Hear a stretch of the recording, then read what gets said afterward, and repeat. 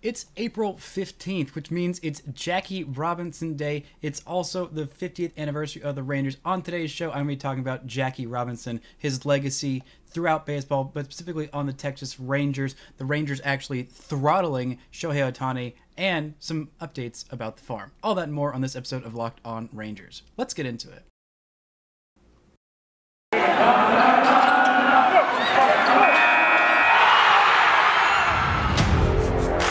You are Locked On Rangers, your daily Texas Rangers podcast.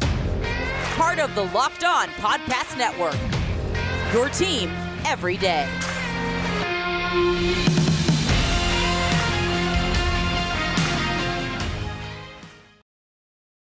You are Locked On the Texas Rangers. I'm your host, Bryce Paddock, here today to talk about a very, very special day. But first, thank you guys so much for making Locked On Rangers your very first listen every single day. If you're not already, go ahead and follow me on Twitter at Bryce Paddock, follow the show at Locked On Rangers, and subscribe on YouTube, where we are inching closer to 800 subscribers. Thank you guys so much who are subscribing. But happy April 15th.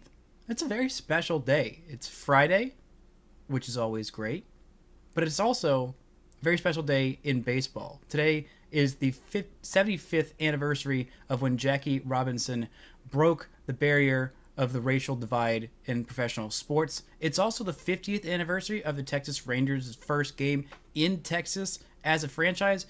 It's also Good Friday, which is also very important. It's also tax day, so shout out to my mother who does taxes for a living, and this day means that she's done doing taxes for a minute, so that's also exciting. Really just a great day for everyone. But yeah, today is a great day for baseball, specifically that they got the season started on time so that they could honor Jackie Robinson and the 75th anniversary of him breaking the racial divide barrier in pro sports. Everybody's going to wear the number 42, which is retired throughout all of baseball. And, I would kind of like to see it retired throughout more than just baseball. It'd be kind of cool if it could, cross the divide. I don't know how many numbers are retired throughout all of major professional sports, but if we could do that for 42, I think that'd be pretty awesome. Or how many other leagues even have a number retired for every team? I think Kobe Bryant, there's a few teams that did that for him and his numbers, but certainly not everybody. But I think that's a really cool thing that it should be done. But you know why everyone wears 42? Not just because it's Jackie Robinson, but why everyone does it. It's because 25 years ago, Ken Griffey Jr. requested to wear the number 42 on the 50th anniversary of Jackie Robinson breaking the color barrier. And so now everybody does it, which is pretty cool. It's a pretty cool thing to do.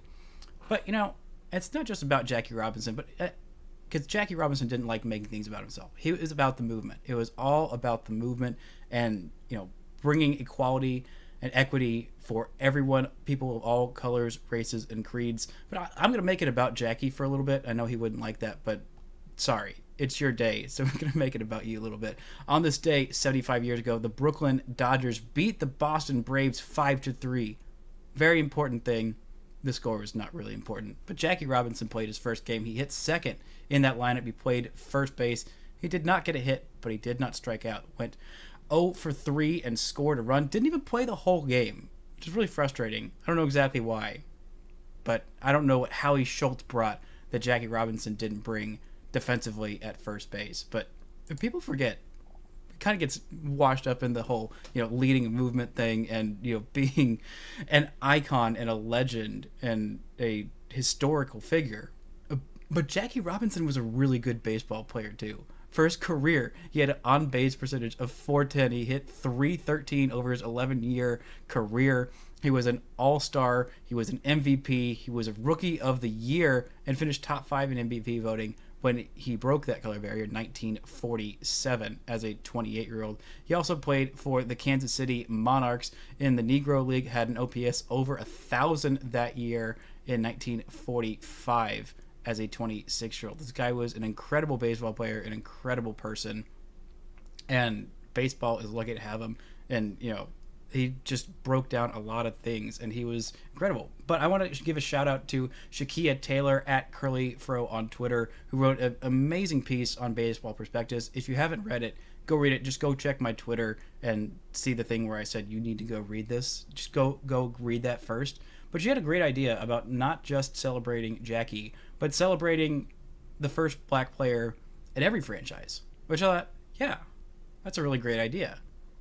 But it's a little difficult and complicated for the Rangers because they started as the Washington Senators, but they weren't even the first iteration of the Washington Senators. They were actually the third iteration of the Washington Senators. The original team, they started in 1891. They went all the way till 1899, took a year off. Then comes version 2 in the year 1901.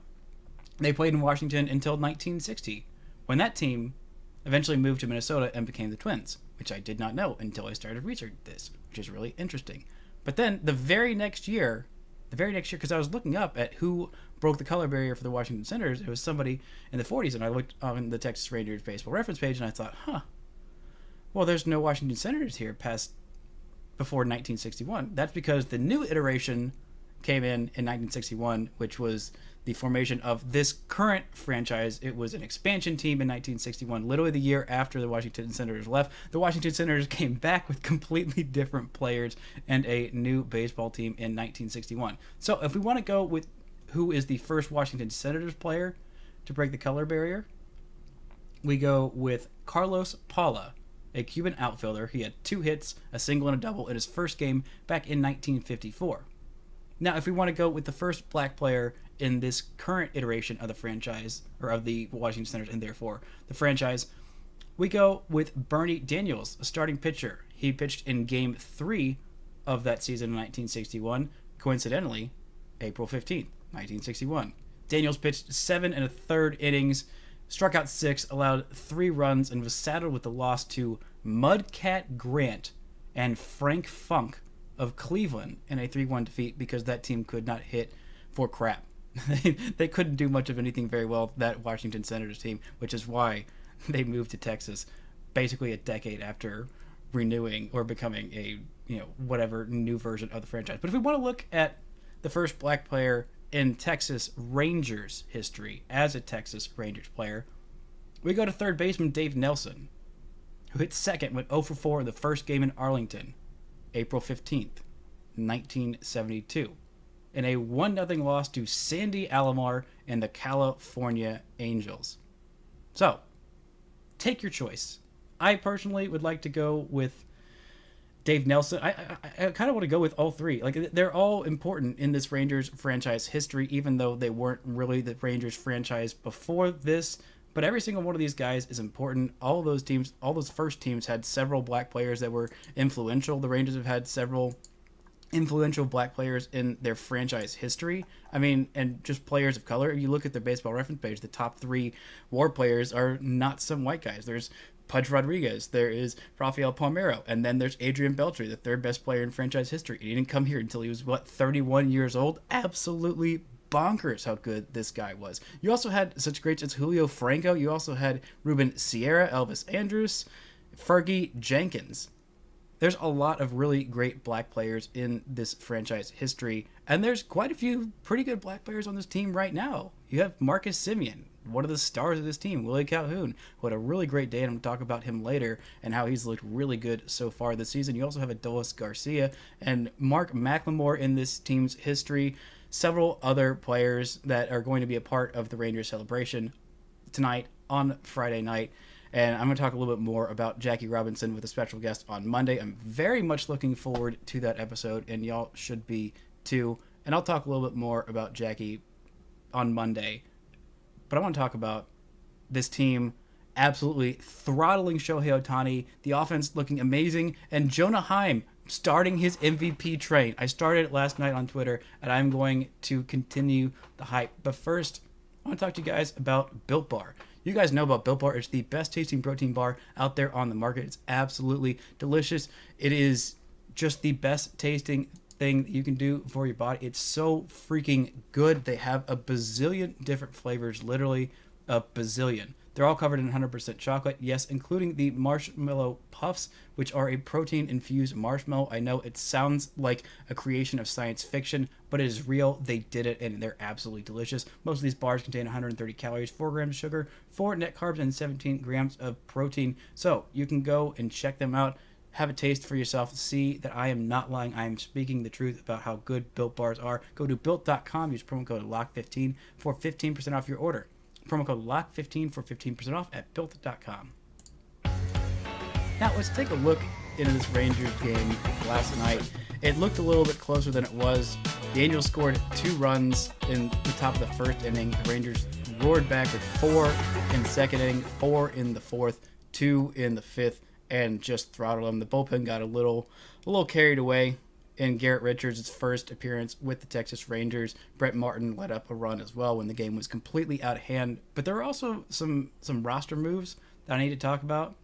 Yes, the COVID list. It's back. It's back and better than ever, except it's not better than ever.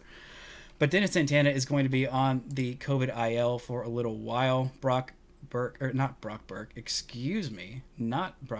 Burke was in this game and was amazing.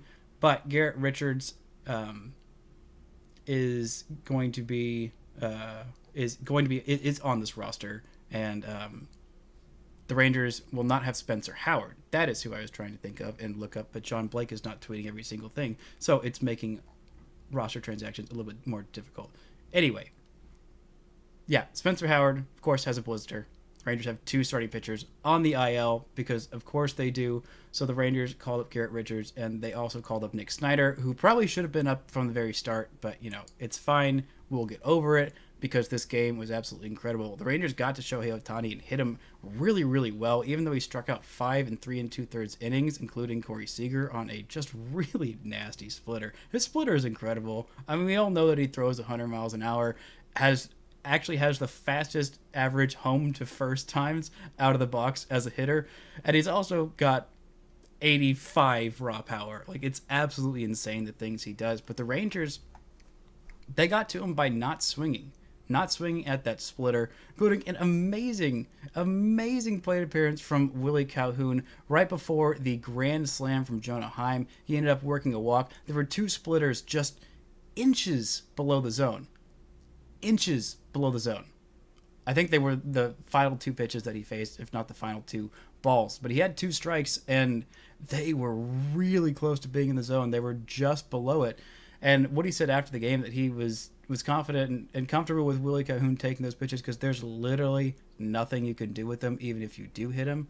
And Willie fouled off pitch after fouled off pitch after fouled off pitch. He is seeing the ball really, really well right now. He also stretched a single into a double. It probably would have been a double for an average runner, but for him, he could have very easily played it safe and, just stayed at first base. He just smashed a ball through the right field side. But Jonah Heim, anyway, after that clutch walk by Willie Calhoun, Jonah Heim comes up and hits his second home run of the season. An 0-2 pitch.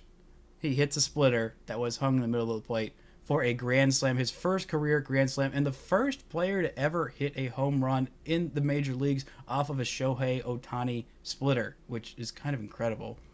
It's just amazing. Granted, it wasn't like the best cutter ever, and Jonah Heim just, did some damage with it, but he saw the pitch, and he crushed it. He's been killing it this year. I've been reluctant to talk about it because I didn't want to jinx it, but, we're already here. We're on the Jonah Heim hype train, and there is no stopping now. You go to his Baseball Savant page, and, everything is in the top, basically, 10%. His average exit velocity, the 97th percentile, hard hit percentage, top 2%, expected slugging, the 100 percentile, expected batting average, K rate, 100, 99th, expected WOBA, 100 percentile, barrel rate, whiff percentage, all of those, top 15%. He's just been incredible this year. And, if you want to look at regular numbers, then you can do that as well, because the regular numbers have been astonishingly good in 3 games, 13 plate appearances. He's got a batting average of, it's just a casual 545, and on base is 615, slugging 1,091. That's an OPS of 1,706 for those of you doing the math at home. That's really good. It's just really, really good.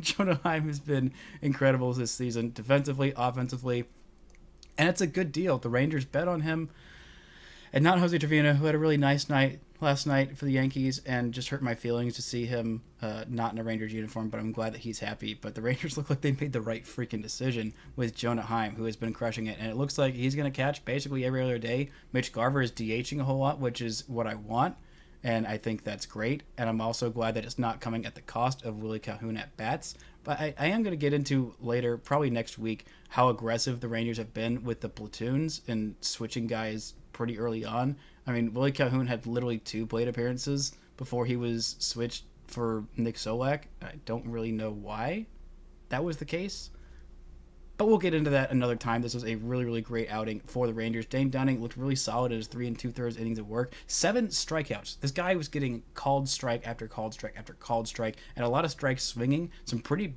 bad swings from Mike Trout, which was awesome to see. He also had a very, very long home run to Mike Trout, which, will happen. The longest in the history of Globe Life Field, which, will happen. But like many Mike Trout home runs, it did not make a difference in the final score, and his team still lost, and his team still mediocre. But the Rangers got their first win at home on the season. They are 2-4.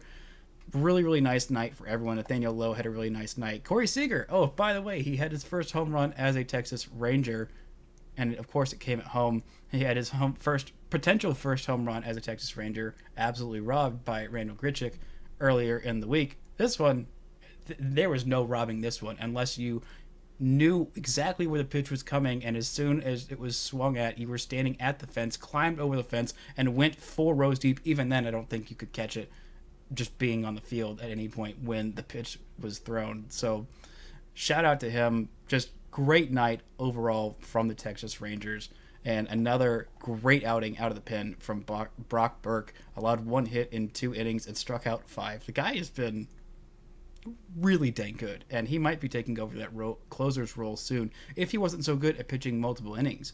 I don't know that he's going to move back into the starting rotation. I think he might. Well, it depends on what happens with Spencer Howard and his injury and how he looks when he comes back. He didn't have a great first start, but the Rangers are by no means going to give up on him after 1 terrible start and then going on the IL. I think Colby Allard is going to get the bulk of the innings today. It's going to be, I think, Matt Bush, who is the opener in the Friday night as the opener and a bullpen game, and then Taylor Hearn starts on Saturday. So immediately after I said, oh yeah, no, it'll be Spencer Howard's start on Friday. I don't know why they're not listing him. But right after I released that episode, of course, the Rangers make a move, which, is their habit of making me look stupid immediately. But this time, they made me look smart by starting hopefully they continue to make me look smart by starting the Jonah Heim AL MVP campaign very, very early, because the guy has been incredible so far. And I have really, really loved what I've seen from him, and just pretty much everything outside of the final 2 innings from the bullpen from the Rangers last night. Coming up, I'm going to talk about a little bit about who has been doing well on the farm after 1 week of play. And, basically just that. But first, I want to talk to you guys about BetOnline. BetOnline is the very best place to get all of your sports betting needs. They got information, they've got odds. If you want to make some bets on the Texas Rangers, you can go do that. If you want to make some bets on the Dallas Stars, you can go do that. If you want to make some bets on the Dallas Mavericks and Luka Doncic, as you're feeling better about the health of his calf than the general betting public is, you can go place some money on that. I don't know what NFL stuff you could bet on right now. I'm sure there's something, maybe a coach to fill somewhere in the NFL. But anyway, it's the best place for all of your sports betting odds, news, information, betting lines, all kinds of great stuff. Go to betonline.net. BetOnline, where the game starts. Now, it is Farm Friday, a new thing that I am starting this year. Totally the first person to ever think of this. I am such a genius. No, I'm really not. But it's about time. It's a week on the farm, and there's some guys who have been doing incredible work. Just incredible work in the minor leagues that deserve to have their raking recognized, starting with, we're going to go from top to bottom in terms of the order of these affiliations, starting with the top, and the top of the top is Leote Tavares. In 7 games, 30 at-bats, the guy has been absolutely destroying baseballs. 14 hits in that span, 4 doubles, a home run, 4 RBIs, 1 walk to 5 strikeouts, 2 stolen bases, an average of .467 on base of .484, and slugging 500. That'll play. That'll most definitely play. And if Cole Calhoun keeps not being super great, he did have a great defensive night and a really nice diving play in a spot where the Rangers really needed it and the game was still in the balance. He hasn't hit super well. And, maybe eventually he'll be relegated to more of a bench role. But Leote Tavares is having a really, really nice first 7 games of his season. Bubba Thompson also starting out of the gates really, really hot. A little concerned about the 11 strikeouts and 36 at-bats, but he's got 13 hits in that span. He's got an average of 361, slugging 500. That's an 861 OPS. Has a pair of doubles and a home run already at this point, and 6 stolen bases without getting caught. The guy is speedy, and he knows it, and he knows how to use it really well. Sam Huff also crushing baseballs, making me look very stupid for leaving him off my top 30, which I almost immediately regretted. 2 home runs for him so far, slugging 533 and 856 OPS, including an absolute just moonshot. The guy's got 80 grade raw power. It is just stupid how powerful this guy's swing is. There may be some holes in the swing for sure, but I think he's a legit catcher with one of the loudest power tools I have ever seen in this system. It might rival Joey Gallo's. That's how ridiculous his raw power is. Like, he hits baseballs in places that baseballs have not been hit ever. It's just ridiculous, the stuff that he is doing. Other than that, there's not a whole lot else going on the hitting side of AAA. Pitching-wise, Glenn Otto gets the start tonight. He did pretty well. 3 shutout innings at his first start there. Nick Snyder didn't allow any runs, and of course he's up at the big leagues. He did not look like a minor leaguer, so he is up with the big leagues. Cole Winn had his second start of the season last night. He has a 1.13 ERA in 8 innings so far. That is only 1 hit. Has walked 3 and struck out 6. Pretty solid stuff. Probably going to be another few months in the minors. That's fine. That's fine. Cole Winn don't care. Cole Winn's going to be up when Cole Winn is up, and when he is up, he will look very, very good at throwing baseballs. Jake Latz, pretty solid in his first couple of starts. 9 innings total, 3 ERA, struck out 9 and walked 3. Really nice stuff. Other than that, not a whole lot going on. Matt Moore hasn't allowed a run in 5 innings of work in 2 games so far, but he's not coming up. He's not going to start. I really hope. It's nice that he's putting up nice numbers, but I don't want it. I'm sorry, Matt Moore. I've seen enough. In Double-A, shout out to Jordan Procession, the backup catcher who has a 0 ERA on the season and in 3 games as a hitter is leading with a 1625 OPS. Has a home run, 4 hits in 7 at-bats, also 1 walk to 1 strikeout. And on base is 625. He's not a prospect. He's listed as a first baseman. The dude's a catcher. The dude's very much a catcher. He's 29 at Double-A. He is a very, very personable guy. And I don't think this means that he is going to be coming up to the big leagues anytime soon, especially with how the Rangers catchers are doing right now. But good for him. He's doing well. Another guy, probably not a prospect, Sandro Fabian, who is 24 in right field and absolutely crushing it through 4 games. A 1423 OPS, a home run, a triple, 2 doubles in 13 at-bats, has an on-base of 500. He might be turning some heads. He might be becoming a prospect. I was told that he was not someone to, keep an eye on, but I'm kind of keeping an eye on him just a little bit. You put up a 1400 OPS in about a week's worth of games, then I'm keeping 1 or 2 eyes on you. Not a lot. Actually, probably just 1, because I only have 2. So 2 eyes is the maximum. That's a bit much. Ezekiel Duran, pretty great stuff so far in his first week. 5 games, 19 at-bats. He has 3 RBIs, 4 doubles at this point. On base over 400, slugging over 500, batting average over 300. Those are all the things that we like to see. Those are all very nice things, while also playing mostly shortstop and I think a little bit of second base so far. Kellen Strom also doing really well, a 920 OPS so far for him. Has a double, on base over 500. Solid stuff for him. More walks than strikeouts. 6 walks to 4 strikeouts at this point. Nobody else hitter-wise is doing super duper well. Dustin Harris has kind of scuffled to start his minor league season. A 325 OPS so far. I'm not worried about him. He's a good hitter. He'll figure it out. Jonathan Ornelas has been fine. Blaine Cram hasn't mashed like we wanted him to. That's fine. He'll figure it out. He's a really good hitter. He's trying out a couple of new things, so I'm sure they will be fine. But Kellen Strom, Nice season so far. Same with Sandro Fabian and Jordan Procession and Ezekiel Durant. Now, let's move on to some of the lower level guys. We are at high A.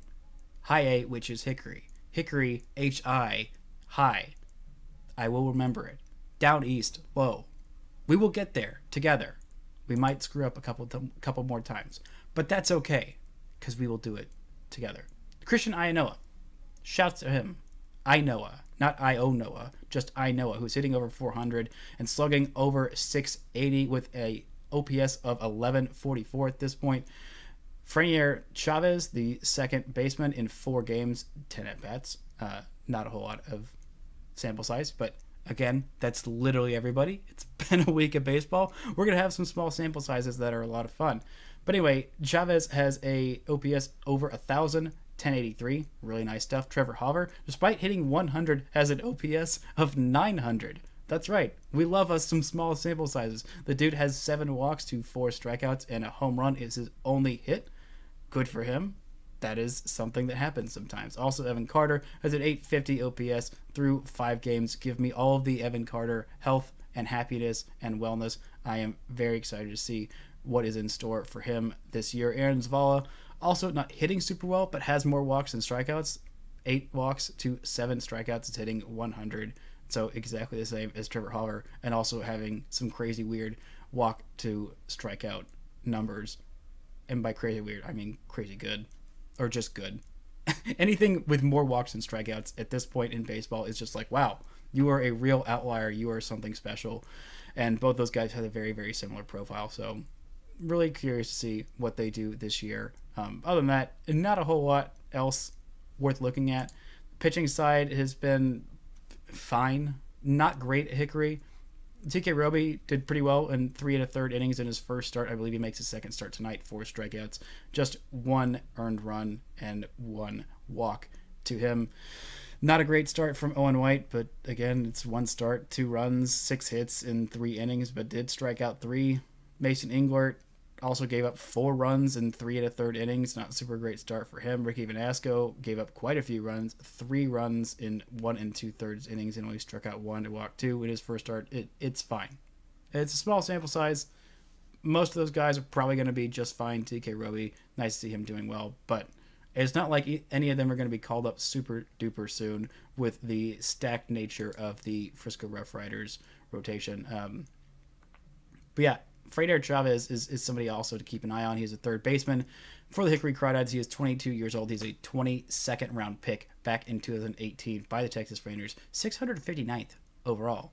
Out of Midland Junior College, he grew up in Valencia, or was born in Valencia, Venezuela, and has done pretty well so far this year. He's got a 500 batting average and on base, a 583, and an OPS over 1,000 at 1083. So someone to keep an eye on. Nice to see if the Rangers could get another 20th plus round pick to become a major leaguer. That would be a nice win for them. But finally, we are on to the Down East Carolina League, back to the actual real names for these baseball leagues. We got Yosi Galan, a left fielder for Down East who has done very well. He's a guy to probably keep an eye or two on. Several eyes, 1 to 2 eyes, however many you see fit. He is a 20-year-old at Down East. He is a corner outfielder, mostly right field, bats right-handed, throws right-handed. He's a guy who last year in the ACL did some pretty good stuff in 51 games, had 10 home runs, which is definitely a head turner for a 19-year-old to do in his first season stateside. That was some really nice stuff. He also had 7 triples and 5 doubles. This year he already has a home run and a double. He's got a 357 batting average, on base of 400, slugging 643. Definitely one to keep an eye on if you're showing that much power at that age. Who knows what he could look like when he is more than 20 years old. He is turning 21 in 10 days, so still super young.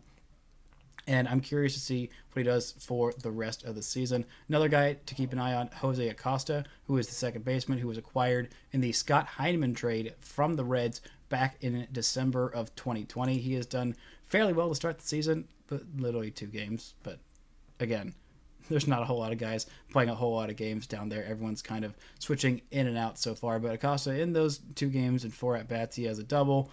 He has a walk, 2 strikeouts, on base of 500, slugging 500. Something to keep an eye on. Kind of fun.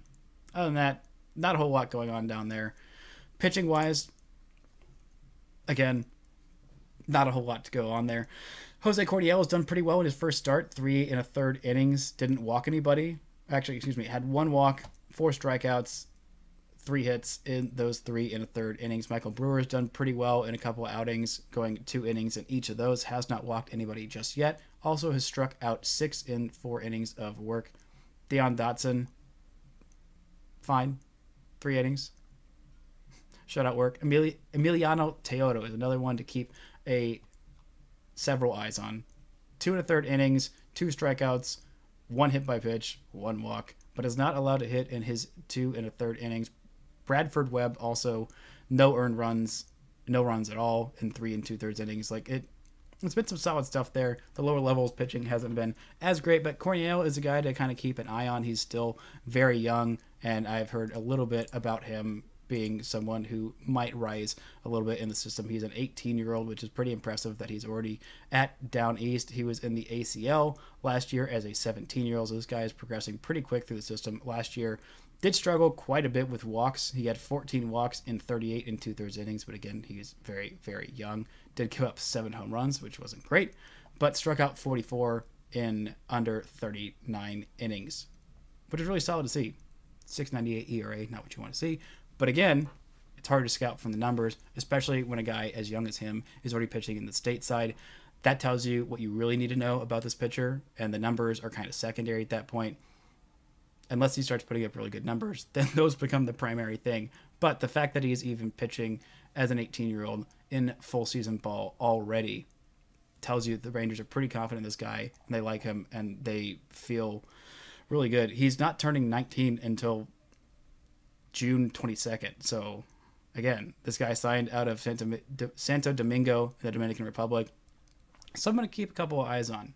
This guy is definitely one to keep multiple eyes on. But, yeah, that's pretty much it for the standouts this week. We'll see a little bit more. We'll see another Jack Leiter start in San Antonio this weekend. We'll let you know how that went, how some of the other guys went, if other guys can pull out of their slumps, if old Dustin Harris can turn it around after 1 to 4 bad games. It'll be fine. Everything will be fine, but this is definitely some positive encouragement from the first week on the minor leagues, positive encouragement from what the Rangers did to Shohei Ohtani and the Angels last night, and hopefully some more positive encouragement with Jonah Heim continuing his MVP campaign for the rest of this weekend. That's going to do it for this edition of Locked On Rangers. Thank you guys so much for making Locked On Rangers your first listen every single day. Like I said, on Monday, I'll be joined by a special guest. Hopefully, we are still in the tentative stages, so I'm not saying exactly who it is just yet, but we're recording on Monday morning. Have that to you on Monday afternoon, and hopefully maybe talk a little bit about a Rangers winning weekend. That'll do it for this edition of Locked On Rangers, and until next time, don't forget to enjoy baseball.